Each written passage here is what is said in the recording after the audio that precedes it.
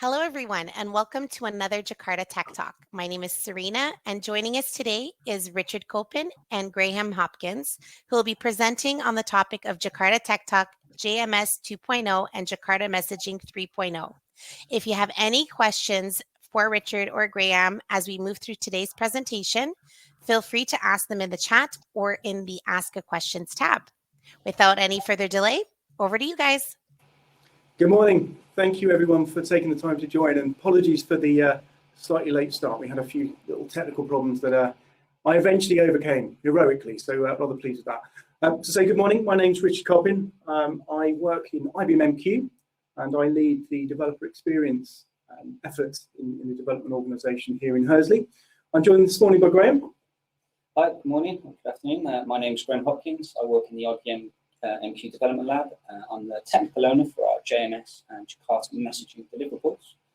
And back to you. Thank you, Graham. So what we wanted to do this morning was talk you through some JMS 2 and Jakarta Messaging 3 material. Talk about messaging quite generally, actually. Whilst we are from IBM and we'll be using some IBM technologies to show you messaging in action, a lot of the presentation today is really focused around the JMS and Jakarta Messaging 3 specification and APIs. So hopefully we'll give you a good grounding in that. We're going to take it right from the very beginning, so the first principles of messaging, build it up, and then show it to you in action. Questions on the way would be great. We look forward to that. First of all, I just wanted to say a huge thanks. Really appreciate you investing time in us today, and that's really appreciated, and thank you for doing it. If there's something today you think, hey, I need to hear more about that or less about something, then please send me an email, right? It's really great to have a conversation and it helps us get better. So just to summarize, thank you for your time, really do appreciate it. And don't be afraid to make contact, emails on the screen just there. Okay, so here's the plan for today then. What I wanted to do is spend a little bit of time sort of going back to first principles with messaging and sort of just showing how we discuss that with folks joining the industry, perhaps in university settings, those kind of things, and really just sort of build it back up from why we need messaging, what's the motivation for doing it. Then think about JMS and what the sort of history of JMS has been and where we are today with it. And we're going to take a look at OpenLiberty. So we're going to get a development environment up and running, and we're going to deploy some code out and then connect that to IBM MQ, which is a JMS messaging provider and a Jakarta Messaging 3 provider, using our resource adapter. I'm going to fire up a queue manager to underpin that. And then we're going to walk through a demo showing both JMS 2.0 and Jakarta Messaging 3 in action. And there's some room at the end, I hope, for some Q&A if anything's on your mind. So let's start at the beginning. Let's get stuck in. So messaging basics. What's the big deal? Why do we need messaging? And quite often when we talk to those joining the industry, maybe joining us as graduates or in university settings, messaging is really kind of compacted down into experiences we have with our mobile phones in day-to-day life. And when we say messaging, it's often synonymous with WhatsApp or Twitter or something that folks can touch on their handsets. And when we talk about enterprise messaging, it's much more than that. If I send an iMessage, that's kind of in an ecosystem that's on its own. It's in an island, right? What if I need to be able to do a style of messaging that interconnects the world?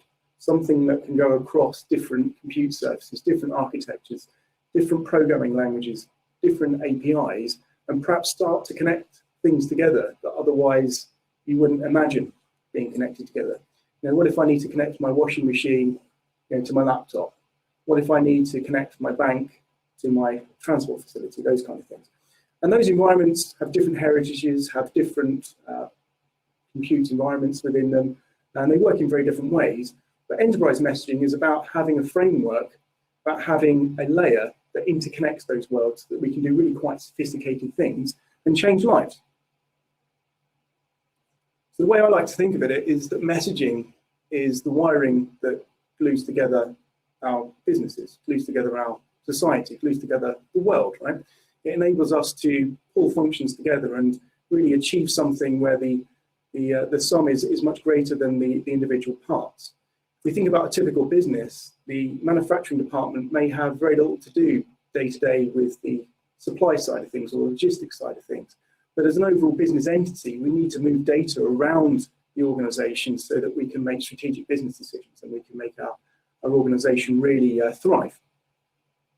So enterprise messaging moves data and files and other context around the business so that we can do work upon it. So what's the big deal? And if we go right back to the beginning, certainly of IBM MQ and other messaging providers as well, is in the early 90s, we had a lot of services, a lot of applications deployed on quite large physical hardware. That's a mainframe, in this case, a ZOS server here. So all those services and applications are doing really cool things, but they're living in their own environment. They're quite isolated. So what we saw developers doing is starting to build code that joins services together. And the problem with that is that everyone's doing it in a slightly different way. So the compatibility becomes an issue. But more importantly than that, the individuals who are quite expert in building a particular service are now having to spend more and more of their time building code that plumbs things together. So then when we bring a new application or a new service into the environment, we have to then massage that into the existing communications framework that we have. So IBM MQ and other messaging technologies were really designed to solve that problem, to find a very generic, scalable, reliable way of connecting services and applications together in a compute environment so that developers can focus on adding business value. And that problem re-emerges as the industry starts to mature, right? So in the early days of three-tier computing, we've now got the same problem. We need to move data between different compute environments, and we need to solve that problem. So this is a different type of plumbing. This is now an over-the-network communication and transportation problem. So messaging technologies evolve to start to solve that problem, maybe in the early days to overcome unreliable networks, to make sure that data can be moved securely and reliably between different compute environments so that work can be done on those elements of data. Then we see the industry shifts again, so more and more architectures become available and different organizations start to pick an architecture because they're fond of it, they have the right skills for it within their development organizations. And again, those services that are running in different environments, in different programming languages, running on different CPU architectures, they need to talk to each other so that we can bring our businesses together and be cohesive about data sharing. So messaging evolves to start to solve those problems. Today, you can go and pick up a piece of hardware for just a few dollars. And we have a Raspberry Pi, quite an elderly one down there in the right-hand corner. IBM MQ is one of the messaging providers that can run on that architecture. So now we can start to integrate IoT devices and very small devices so that we can bring different types of data into our analytics environments, into our businesses, so that we can raise our game with what we're doing with processing data and the types of applications that we have available to us. And as cloud computing has emerged over the last decade, the problem emerges again in that we have services and solutions deployed in many different cloud architectures from many different vendors. But as an organization, we need to bring all of those elements together so that we can build our business around a very disparate and diverse set of applications that are running in the right places for those applications to run. So when we look at a product like IBM MQ, we run in a lot of places. You can see our heritage there, quite proudly on the mainframe on ZOS, but also across many distributed platforms, as you can see on the left-hand side there. We also have dedicated appliances, a piece of hardware that you plug into a rack, and it just does messaging for you. We also have offerings on different cloud environments. We're available on OpenShift. We have an operator. You can deploy us using Kubernetes. So we can get messaging to wherever you need it, to keep joining those microservices together, those applications together. Also, in the case of IBM MQ, have software as a service offerings on IBM Cloud and AWS as well. So why do you need messaging? So that's sort of drilled down into that a little bit. And quite often when we speak to new audiences, the messaging problem might start off as something that's relatively small. So if we think about a university project, I might have just one or two applications that I need to connect together. And there's ways of doing that with technologies that are very easy to understand and work with, like REST, right? I can just open a port and I can connect to another application and I can share some data. The problem with that, as our application landscape starts to build up, as a developer, I'm now having to solve that connectivity problem between lots of applications. So again, starting to have to write code that's moving more and more away from my business value, but also having to solve problems about if two applications are dependent on each other and they have an asynchronous link, that relationship is quite brittle. So if one of the applications goes down, the other applications may become less responsive or less useful until the entire estate is back up. So what we're looking for here is something that's a little bit more loosely coupled. But most importantly, as a developer, we want you to focus on the business value, the thing that you're getting paid money to go do to add value to your business. We want you to focus on that. So we see messaging technologies therefore solve the slightly more prickly problems that we've outlined just here: reliable communication, security, transactionality, which we'll talk about in just a second. When my data is at rest and an application hasn't consumed it yet, I want that data to be reliably persistent, so I can come and get it later on. As our businesses and solutions grow, the messaging layer needs to scale, quite often at vast scale, so that we can run a global enterprise. And should something go wrong, should we lose a data center or a system, we need the messaging layer to be recoverable so that our applications are not just waiting for the messaging service to come up. They can recover and carry on doing business until the problem is fully resolved. So what does a messaging solution look like? How does it add value to us as developers and overcome some of those sort of brittle problems that we've just explored? And the most important concept I'm going to pull out today is something called a queue, right? A queue is a really nice way to decouple two applications. They're no longer synchronously bound. They just need to know about a queue, where to put data and where to get it. And that gives us a really nice loose coupling, right? So if we can make the queue available, the applications can come and go. They can put the data on the queue when they need to, and other applications can come along and get data off the queue when they need to. To scale up, the only information I need to share with my applications is the information about the queue, right? I don't need to share information about the other application. They don't need to know anything about each other. They might need to agree the format of the messages they're going to exchange, but they're otherwise very decoupled, very loosely coupled. So this is often referred to as point-to-point messaging, and is a classic pattern for achieving that asynchronous relationship between two application endpoints.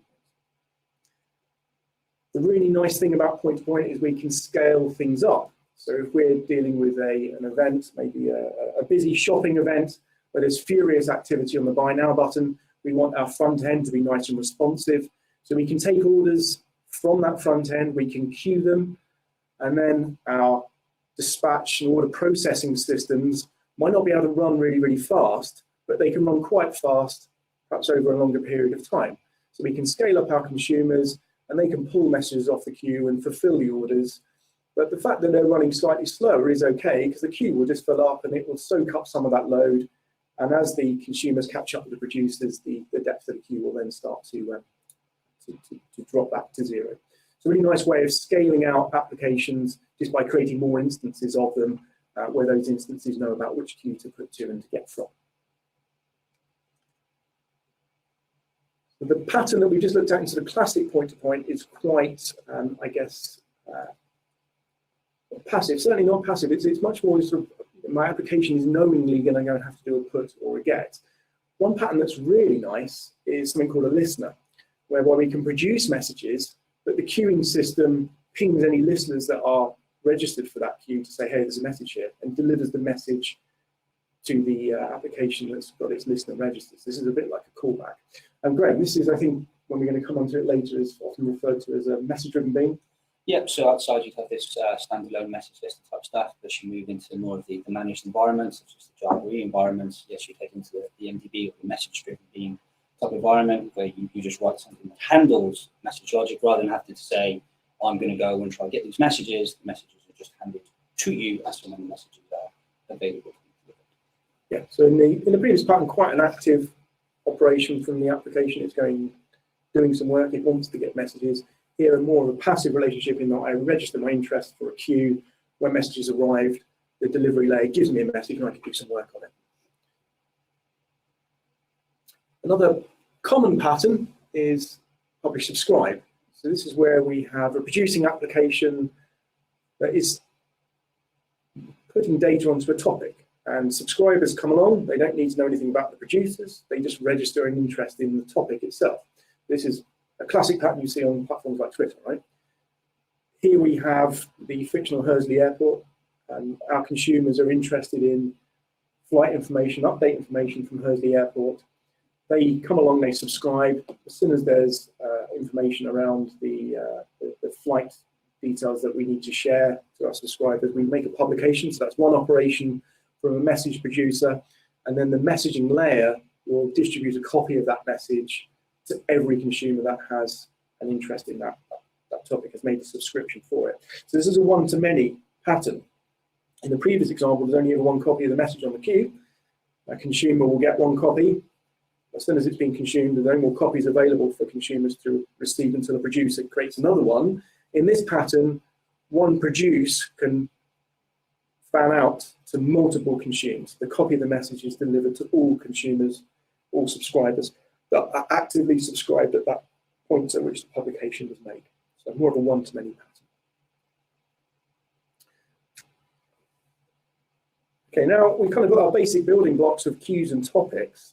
As you'll see in a minute, there's other attributes of a message that allow us to do much more sophisticated things. And this is a really kind of cool thing as a developer, in that we can start to model some of our solution behavior into the messaging system itself. This particular pattern is called request response. And we'll walk through this. I'm happy to take questions on the way. But the idea here is I call into my messaging layer, and first thing I do is I create a reply to destination, which is often a temporary queue. And I'm going to take that queue from the messaging layer and I'm going to say, right, I want all replies to my request to come onto this queue. So the first thing I do is create a reply to queue, and I just keep that in my code ready to use in just a second. Second thing I do is I create a request message. So I might create a message saying to Graham, I want to buy your house for $50. I then, on that message, I assign a property called a reply to destination. I say, if you're interested, send a reply on this queue, because I'm going to be waiting for your reply. Once I've injected the message, it sits on the request queue, and then Graham might come along with his response application, consume that message, take a little look at it and say, the way I talk to Richard is I ping him a message on this reply to destination. And then Graham constructs a reply, either yes or no. He's going to accept my generous offer on his house, and he sends that message to my reply queue. And once I've consumed that, the request response operation is over. So we've had a conversation between two applications that don't know anything about each other than the queues that they're going to have a conversation over. And we're using the properties of the message to pack additional information about how that conversation should play out. We can do other things such as set a time to live on the request message, so that it might only live for 5 seconds. So Graham only has a very small window of opportunity to accept my generous offer, otherwise the messaging layer will delete the message. So you can see here we can do quite sophisticated things with the very basic building blocks of our messaging layer, and that takes some of the load away from application logic because we've modeled it in our queues and the behaviors that we'd like to see. Graham, anything to add on request response? Don't believe so. You do very well. Okay, so some core concepts then. When we talk about a message, I think everyone immediately thinks about the payload. We think about the information you're going to give me. For example, just a moment ago, Graham's just going to see $50, right? There are other pieces of information on the message that are actually very, very important. The messaging layer itself uses part of the message to do its routing, often called a descriptor. It might have information about when the message was created, who created it, where it was first injected. It might have a message ID on it, some kind of unique identifier so that I can dedupe and those kind of things if I would need to. There's also fields in messages, often referred to as properties, that allow us to set certain context for our message. So if my payload just said 50, I might not know which unit of currency that's in, and I might therefore use a property to fix the unit of currency so that I can then say 50 euros, $50. So the message payload might be very simple. The properties give me some context. There's also additional stuff that's put on the properties in the descriptor fields that messaging layer uses to maybe set a time to live, those kind of things. Okay, so messages are only useful if we've got somewhere to put them. We spoke about queues a moment ago. In this particular case here, we have a set of messages just sat on a queue. There's many of them. They are typically consumed in a first out order. Certain characteristics and properties of the message may change the order in which they're consumed. So we might set a priority of a message. So priority 1 message might be consumed because it's more important than priority 2 message. Okay, so we can use certain attributes of the message within the queue to affect the order, but typically they come out in the order that they were put in, and that's often very important for applications so that they know that they're processing orders or certain elements of data in strict order. For the messaging layer to exist, we do need a network or a process that looks after our queues. For IBM MQ, we refer to that as a queue manager, and we'll get to see one in just a second. But long and short of it, a queue manager or a messaging server is the piece of technology that looks after queues and topics and manages subscriptions and delivers messages, that kind of thing. And then finally, applications. This is where, as a developer, you add your business logic, you bind that with a little bit of client code from your messaging vendor. The union of your code and that client layer allow you to connect to queues and exchange data. And the reason for all this is to create that nice, loosely coupled relationship between our services so that they're not brickly dependent on each other. We often refer to asynchronous messaging as providing a shock absorber.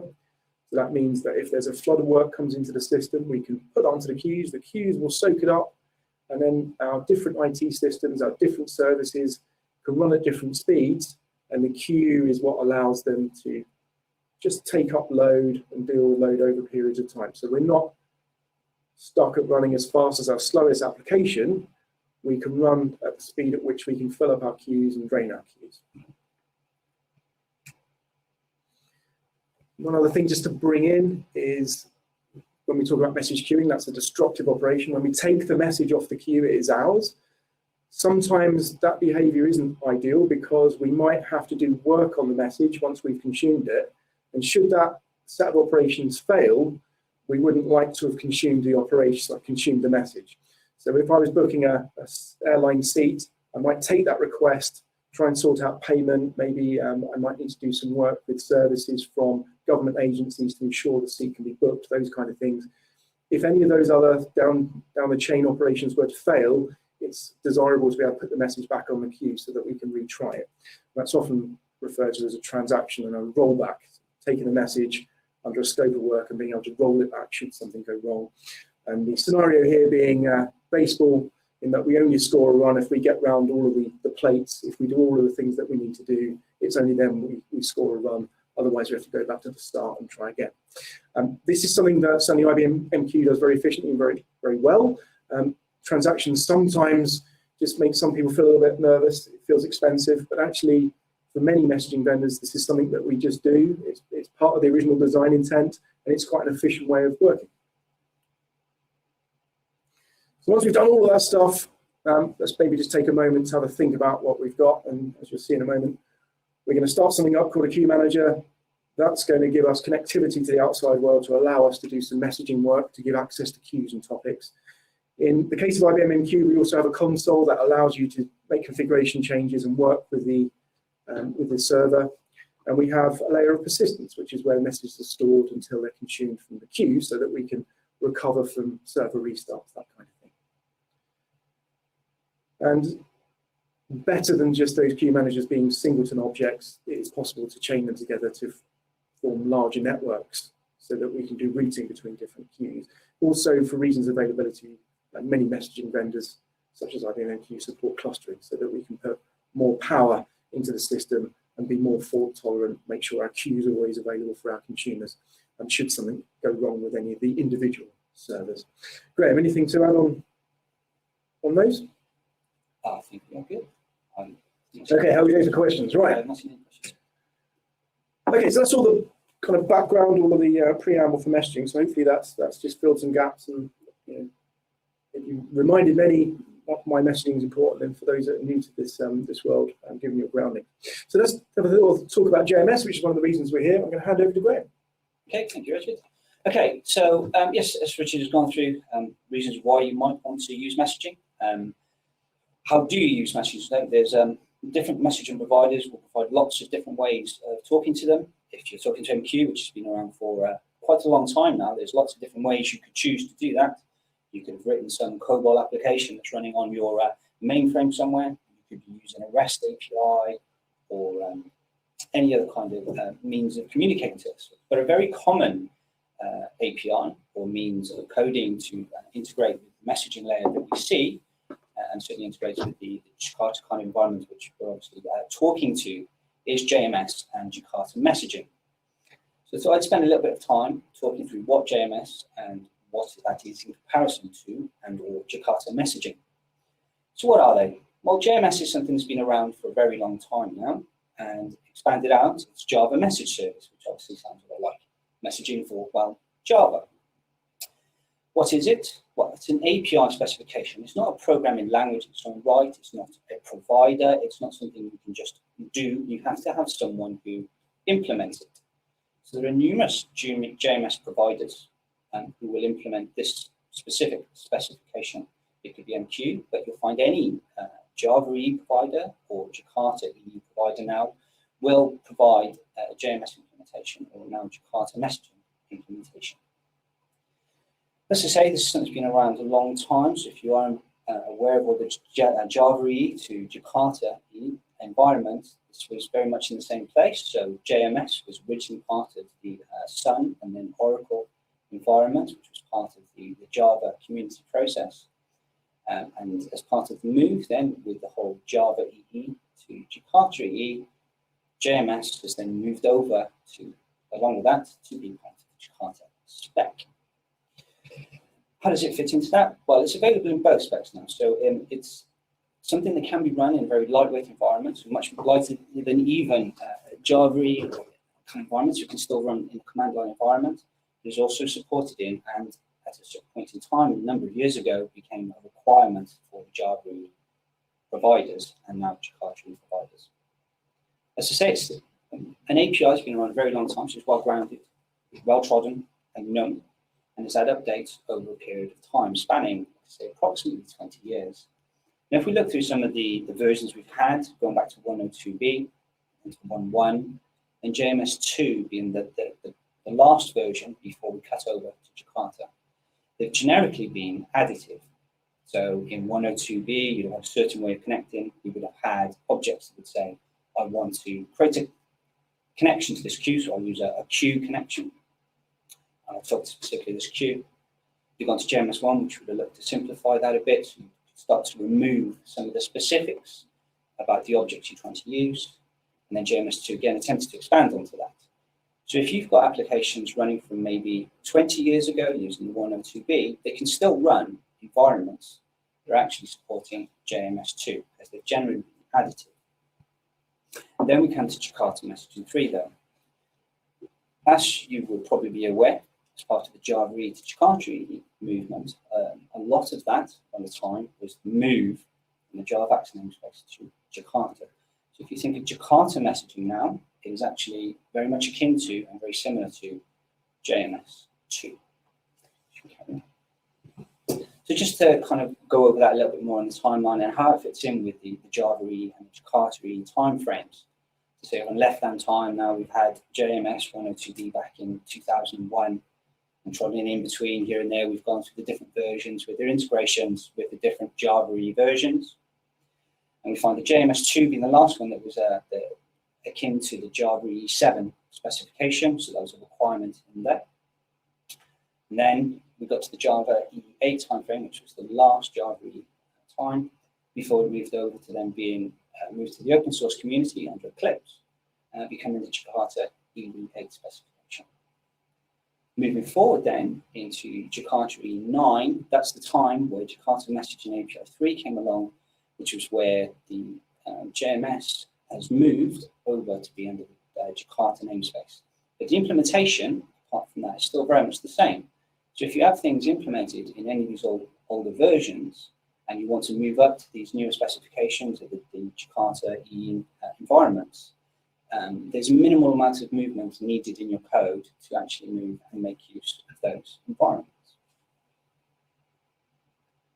So just to take a quick look, I'm not going to go into a huge amount of detail about the coding of this. We've got some samples and stuff I'd like to look at, which we point to, but just to give a quick look through, why would I code in this language? Well, as I've said, it's an API specification, so it's not tied to any real vendor. A lot of that, the vendor-specific details are hidden away from you. So in the case here, what we're going to do is we're going to look up at the top a connection factory. Now that would generally come from your Java environment or some other environment. So you're going to look up something generic to you in your code, and all of the details like where is my queue manager, do I need this security configuration, what are these other properties I need to know that are very much vendor specific. They're all abstracted away from your application. So you don't need to code or know anything about it. So you could write an application, and it could pick up a connection factory from MQ. It could be any other JMS provider. And move on, we have a simple connection. So we're just going to create a connection to the thing. Now this would, historically, for things you could have had a queue connection. JMS 1.1 would have moved on to a connection. But in JMS 2, that happens to be a context, and that defines how we connect to it. So we now physically connect to our underlying messaging engine. As we said, that could be anything. We then, as we've talked about in messaging, you have the general concept of queues and topics. In this case, we're just creating a definition of a queue, creating a message, and then sending it. And as we see in this, there's nothing apart from our very top one where we're using a very simplified external thing. There's nothing that is specific to the vendor itself. It's all extracted away from you. It's a simplified thing that can move in between different vendors if you so choose. Any questions, Graham? I do not see questions yet. Okay.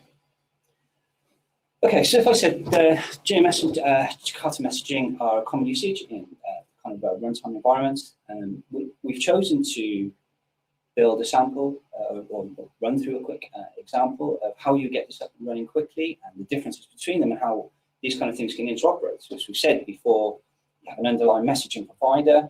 We said, well, now we're talking about JMS versus Jakarta Messaging. Well, these can interact, but we can also interact with other things. So we're taking a quick runtime environment that we can look at running these in to give an example of how these things can run. In this case, we've chosen OpenLiberty, purely for it being a nice, simple open source project, quick to get running. Certainly from our point of view, I think we found it something quick to get up and running with. As most people should know, it's lightweight, scalable, and yeah, we're going to take a quick look run through getting up and running in that environment. I think, yeah, we just went to the, for OpenLiberty, I'm no expert, but we went to the webpage there. You can see, Graham, I'm correct me if I'm wrong here, but we picked a Jakarta version, in this case 9.1, which gives us Jakarta Messaging 3 capability, right? Clicked on Generate Project, that gave me a zip file, which has a Maven build definition in it. I added, which you'll see in a minute, the code for the message listener, the MDB, ran the Maven build process, and I'm up and running, connected, and my MDB is treed off the queue. So really quick and lightweight. Just one example of many Java runtimes, but this was easy for us to get up and running with. And big shout out to Evandro here. And I think quite a lot of the time when I want to get started with something, I'm kind of looking at vendor-specific documentation. And what's really nice, certainly in the Jakarta Messaging 3 space and the JMS space, is there is a lot of samples out there and a lot of prior knowledge and expertise on how to get up and running with JMS. So Evandro here has put a GitHub repo out under MIT license. He's explained how to write an MDB, explained how to deploy that in this particular case with OpenLiberty, and also referenced the source documentation that he used to build that repo. This is one of many. Yeah? This one was, I think, the first hit I found on Google. Right? And it was just nice to see that this wasn't vendor specific; it was community led. So yeah, thanks to Evandro for doing that. Thanks to everyone who takes the time to publish their work. It's really nice to see, and it keeps engineers supported and filled up with ideas and references. Okay. So I think we've spoken about sort of basic messaging, a little bit about MQ and how that provides queues and things. Now we need to solve the problem of gluing OpenLiberty in a runtime environment together with that JMS Jakarta Messaging 3 technology into a messaging layer so that we can do it. So I think this section just sort of completes the triangle, right? Okay, yeah. So just say we've got our kind of MQ sat down the bottom. As we say now, this could be our something running off on some Pi, or it could be something running on your laptop, or it could be something running on some big mainframe. It's just this layer running down the bottom. And then if you take this this nice lightweight OpenLiberty runtime environment, well, how do you connect it into that? And OpenLiberty itself provides its own JMS provider or Jakarta provider, but how do you integrate it into the external providers? Because MQ is not bundled in with things like that. It's a standalone one. So how do we connect them? So IBM MQ integrates with a number of them, but particularly in this case, we're talking about a resource adapter. And this is a common way of plugging into application server environments in the Java EE or Jakarta environment. So MQ itself will ship separate resource adapters for the different levels of providers that we support, being both JMS 2, being the latest of the JMS specs, and then the Jakarta Messaging 3.0 resource adapter. Now, in the different environments, there's a generic way of plugging in these external providers. They could be message providers, but they can also be things like databases, etc.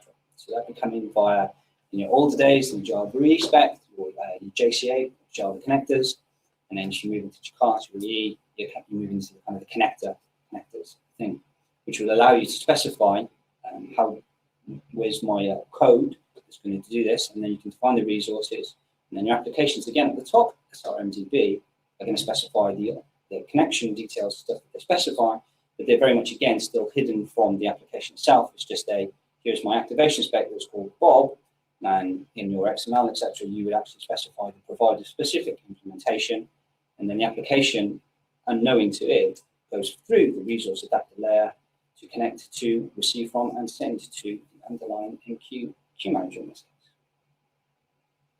case. Okay.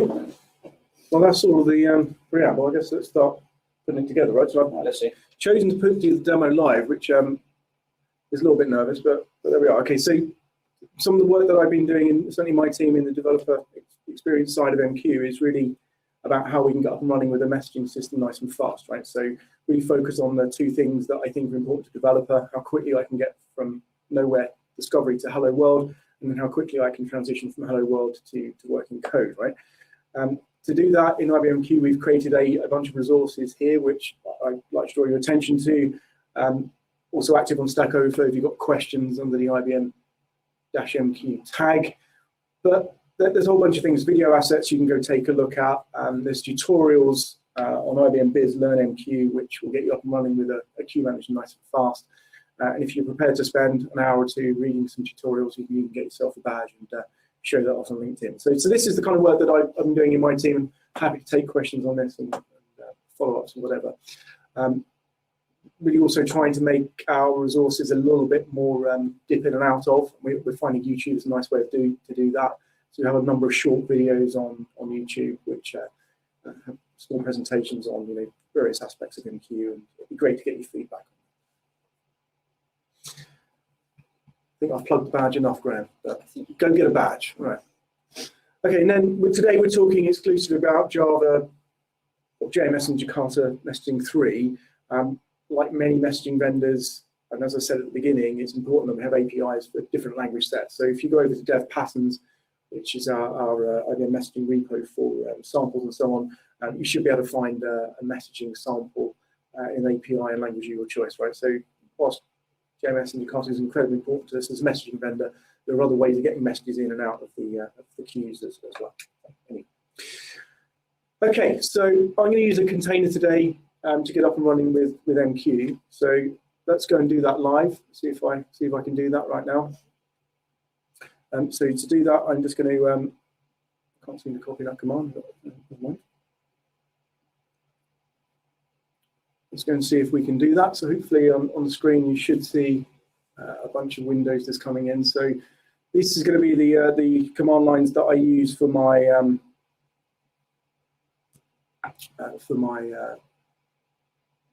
Liberty servers in just a second. Let's also bring a window in just to start the queue manager up and to maybe send some messages. Let's clear that one down. Hopefully I've got my Docker run command in here, otherwise we're in trouble. Okay, so there's the command that you could see on the presentation just a moment ago. So I'm going to start up a queue manager. I'm going to give it a little bit of persistence in a Docker volume called QM1 data. And I'm going to open up port 1414 for messaging work, and I'm going to open up a web port that we're going to use for our console so that we can take a look at what it's doing. There we are. We have a queue manager running. So there is a queue manager now up and running, connected to the world. Drop back to video now. All right, we've lost the screen, shall we? That's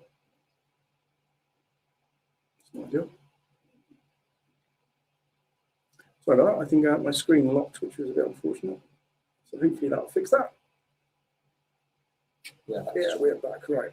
Okay, so let's see if we can bring up a console just here.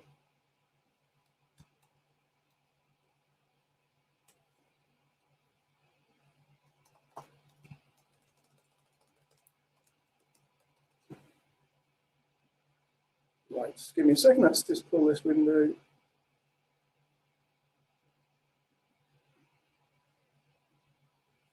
Hopefully that one out. That screen. Okay, now I've just connected a browser to the console. So what we should be able to see here is that the queue manager is up and running, and a number of default queues have been made available. So when we create a container in IBM MQ, we give it a default developer config. So we create a set of queues ready to go. So I've got 3 queues here that I can just start to experiment with.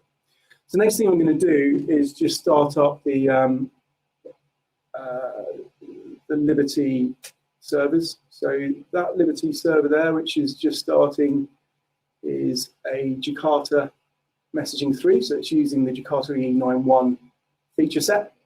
And this one over here is going to use the version 8 feature set. So this is JMS 2, and this is a Jakarta Messaging 3 server. And here's my queue manager, which these servers are going to connect to in just a second. And we'll see them. While it's doing that, it might be handy to go back to the presentation if I can, which is just here. So let me just put this up on the screen whilst that's doing its thing in the background. Okay, so what we've got running in the background there, yeah, we've got a lock screen problem, haven't we? Apologies for this, bit of a pain. Okay.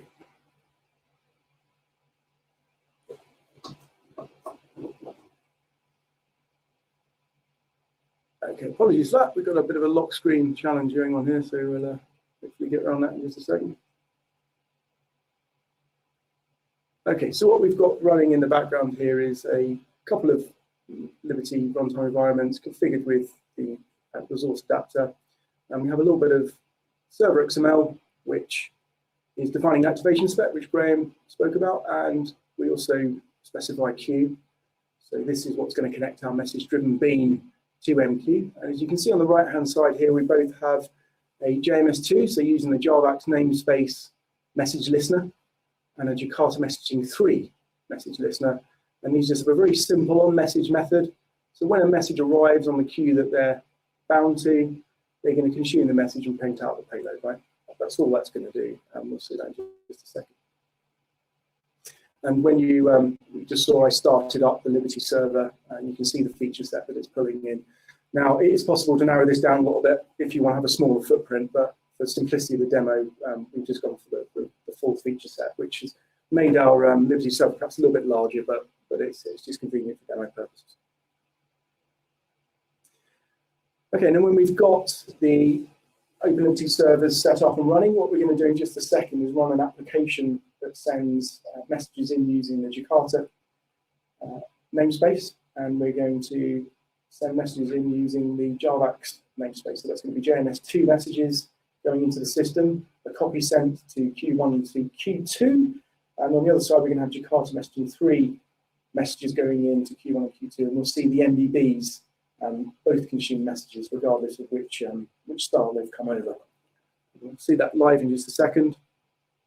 And just to help visualize what's going on, we've got the Jakarta puts and JMS puts applications, which are in their respective namespaces. They're connecting to the queue manager and saying, hey, look, here's a Jakarta Messaging 3 or a JMS message. I'm going to put a copy on Q1, I'm going to put a copy on Q2. And then those two OpenLiberty runtimes, which are defined with different feature sets, for Jakarta and JMS respectively. They have different types of MDB, which we've seen the code for. They're going to be able to consume those messages, print them to the screen, regardless of how they came into the system. So that's just a trick that the messaging layer performs as we support both styles. So hopefully that's clear. Graham, anything to add? Okay, so before we get to the questions, let's show the magic. So I'm hoping our servers have started. So we've got one just there. Lost my screen momentarily. We've got one just there. So this is our Jakarta and JMS environments. Just try and find my other window, which I think is behind this. There is there, I think. There we are. Let's just clear that down. Okay, so what we can do in here is I've created a couple of little shell scripts. So let's put some messages in using Jakarta Messaging 3. So let's do a Jakarta put. Great stuff. Okay, so you can see two messages gone in, one to Q1, which is just there, and one to Q2. And you can see that the payload is, your lucky number is 153 on each message. And our JMS 2 stack has received that message. And our Jakarta Messaging 3 stack has received that message. So let's do the same now with the JMS side. Yep. So we've now put JMS 2 messages in, one copy to each queue, and our Jakarta 3 or Messaging 3 side has received it, and our JMS side, I think it is one way around, but has received it as well. So you can see that, regardless of where the messages have gone in, they've been received by those different styles of application. And if we have a look at our queue manager now, we can see that Q1 has an application bound to it, which is our OpenLiberty server, and so does Q2. And just to show that I'm not pulling any wool, let's just put an arbitrary message on here. So that should go to the Jakarta Messaging 3 side, which it has. So there was a hello just there. And if we go back and let's send a test message to Q2, great one there, we can say, hi Graham, like that. And this should go exclusively to the JMS 2 side, which it has.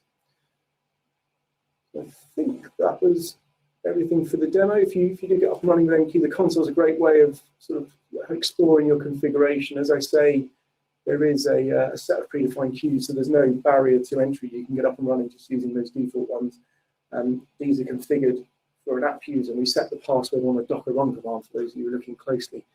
So all the security policy then gets baked into that container for its lifetime, which makes get up and running quite easy. Graham, anything else to show in the demo? I think we're done. As you've shown, the console can be something for some messages there, but as you said, because the message layer is hidden away underneath, that you could also do that with your nice Kicks applications on ZOS. Got one of those kicking around? I don't have one right at the moment, but you've got me. Right, let's pull the presentation just back up for a sec. I think we've got the mouse in the right place. Just let me start that back up. Okay, so there's what you, hopefully you can see on the screen. I think it's loading. So there's what you've just seen. We've got those two keys bound to different namespaced JMS and Jakarta Messaging 3 respectively. And you see that nice message exchange over both of them. It's possible, as in the previous diagram here that was shown by Graham, for your MDBs to connect back to the outside world using a connection factory. So quite often what we see, that's taken longer to go back than I thought. So what often we see with an MDB is it's given a message, it does some work with the message, and it doesn't then need to propagate further messages. So we can use a connection factory to send those messages out again, so maybe a reply to or a queue that's next in the forward processing of those data. Okay, so that's everything I had in the demo. Really straightforward configuration, OpenLiberty, got our queue manager up and running. We've injected messages, different namespace styles, and delivered them to MDBs as shown in that diagram. So that's everything I have. It'd be great if there's any questions, we'd love to hear them.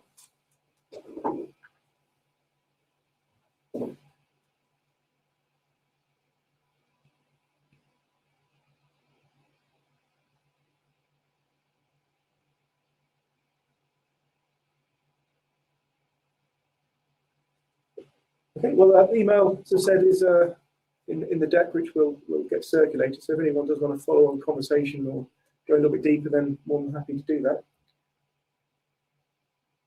So we have a question, Lee?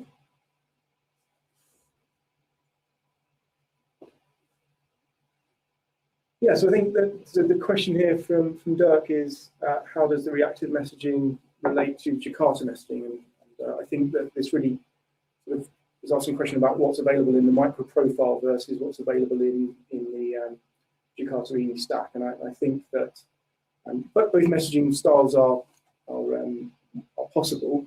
The integration that we're showing here has a slightly deeper set of capabilities around the resource adapter. So things like connection pooling and transaction support. Grant knows any others in there that can provide recovery. Yeah, recovery and reconnect logic and those kind of things. So we've added some additional capabilities in there. I did talk to Emily earlier. I don't know if Emily's online, but one of the things that we can do with IBM MQ is connecting to that reactive stack using AMQP. And I think that would be a great talk to bring back if there's interest to do that. I mean, both messaging styles are compatible with each other. Often we see solutions that are doing both. If we take the example, maybe an airline seat, maybe we want an operational message to change the state of the world, but once the seat's booked, maybe we want to propagate messages to other services to maybe allocate loyalty points or to log that the seat's been booked. So we often see that sort of complementary relationship between the messaging styles. And I think it would be nice to bring back a demo with the microprofile stack and maybe open the team and show MQP. So we'd love to do that.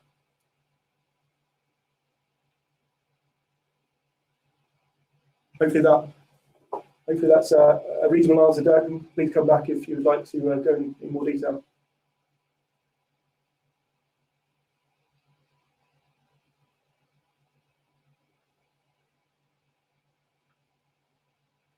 Okay, well, I think we're there. Oh, looks like we've got a mic problem. So, Serena there. So sorry about that. I guess if there are no more questions, I'll hand over to the. I'll hand over to have the call wrapped up. But thank you very much for your time, and please do make contact if you'd like a follow-up.